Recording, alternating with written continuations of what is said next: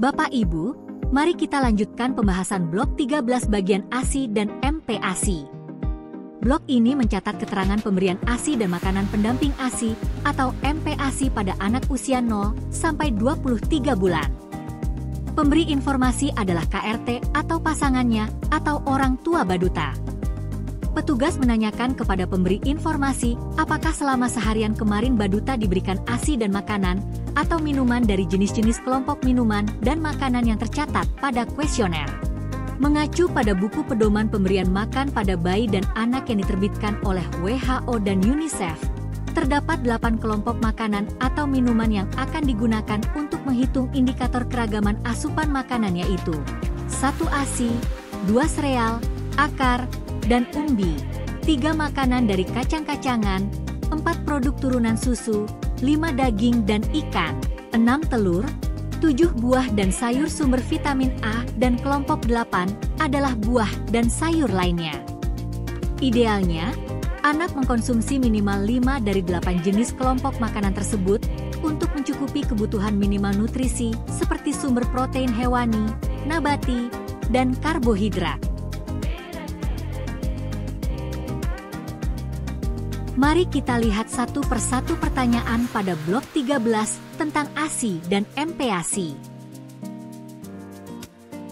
Sebelum menanyakan pertanyaan tentang ASI, jangan lupa centang umur balita yang sesuai, merujuk pada P1301. Pada 1308 ditanyakan apakah baduta pernah disusui atau diberi air susu ibu atau ASI?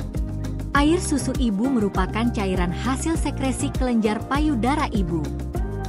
Pemberian ASI dapat dilakukan secara langsung atau menyusui atau melalui alat bantu seperti botol, gelas, sendok, dan lain-lain.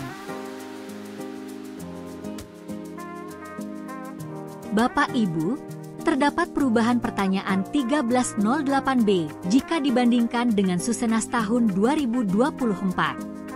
Berikut adalah perubahannya.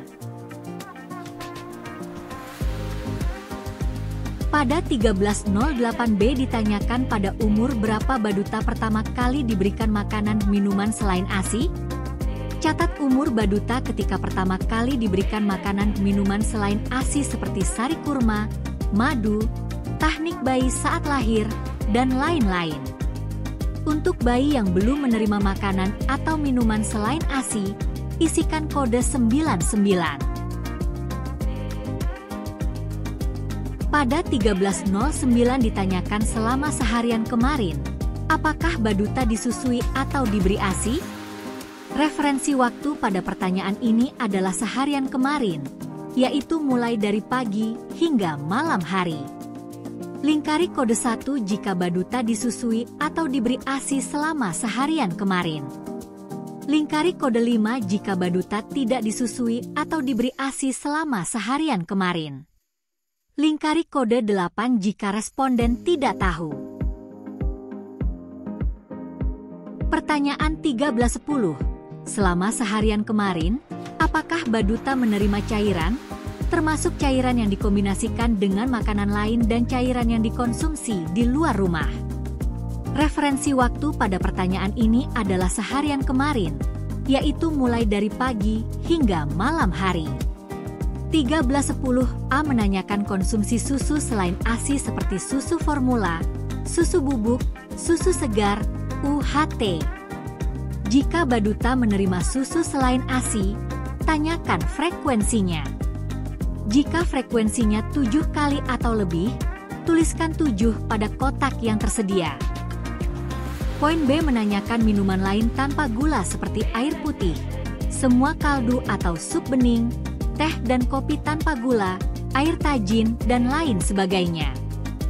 Poin C menanyakan minuman berpemanis gula seperti jus buah, baik dengan maupun tanpa pemanis, dan semua minuman dengan tambahan pemanis seperti gula, madu, dan pemanis lainnya, baik yang dibuat sendiri maupun dibeli.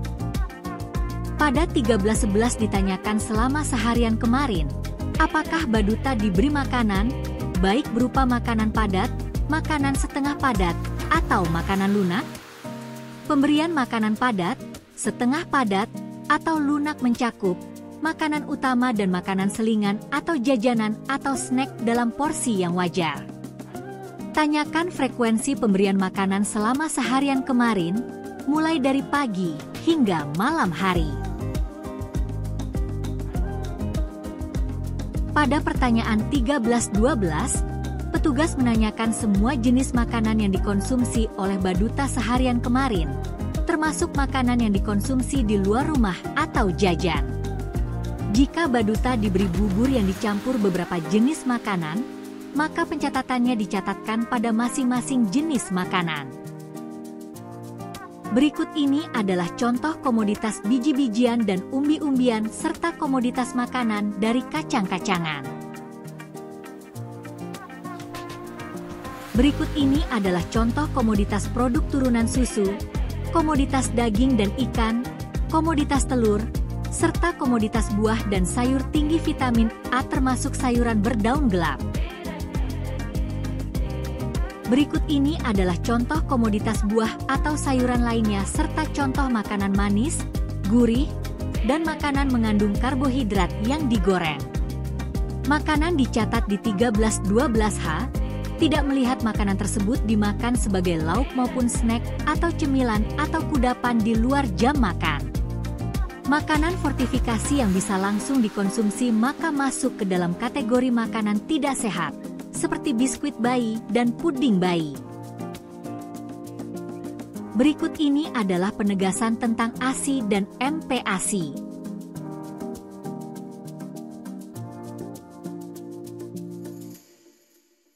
Berikut ini adalah contoh pengisian kuesioner blok 13 bagian ASI dan MPASI. Contoh pengisian bisa dilihat Padma buku pedoman konsep dan definisi halaman 194 hingga 196. Demikian penjelasan tentang blok 13 tentang ASI dan MPASI. Terima kasih.